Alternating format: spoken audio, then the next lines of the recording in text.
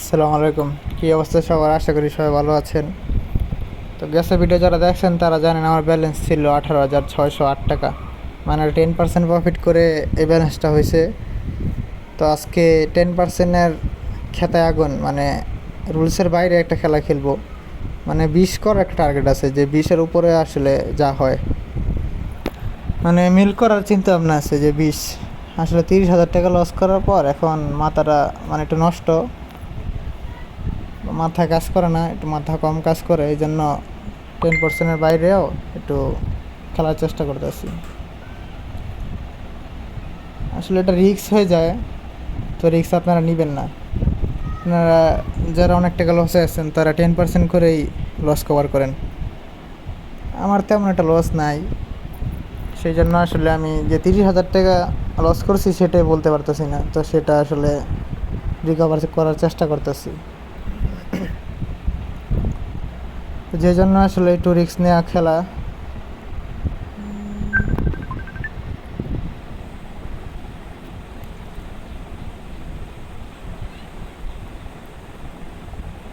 তো দেখি যায় কি না।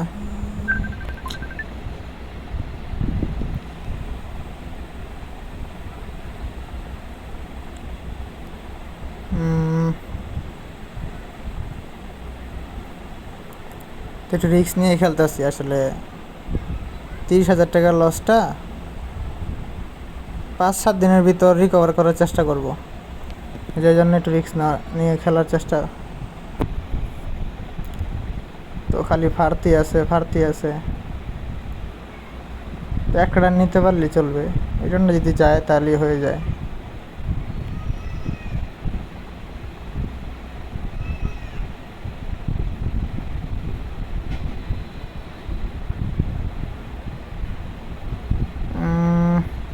তো নিতে পারলাম, যাক ভালোই লাগলো। তো আসলে 20-এর উপরে হয়ে গেছে, 22 হয়ে গেছে, তো আর না খেলে ভালো হবে। তো দেখি, এটাই শেষ ডান। তো সবাই ভালো থাকবেন। আর সবাই আসলে এইভাবে খেলবেন না, এইভাবে না খেলে ভালো। সবাই হিসাব করে খেলবেন, 10% হিসাব করে খেলবেন, 10% করে হিসাব করে খেলবেন, তাহলে রিস্ক কম থাকবে, তাহলে লসটা রিকভার করতে পারবেন। আর যদি এভাবে খেলেন হিসাব ছাড়া, তাহলে ভাই লস করবেন খালি।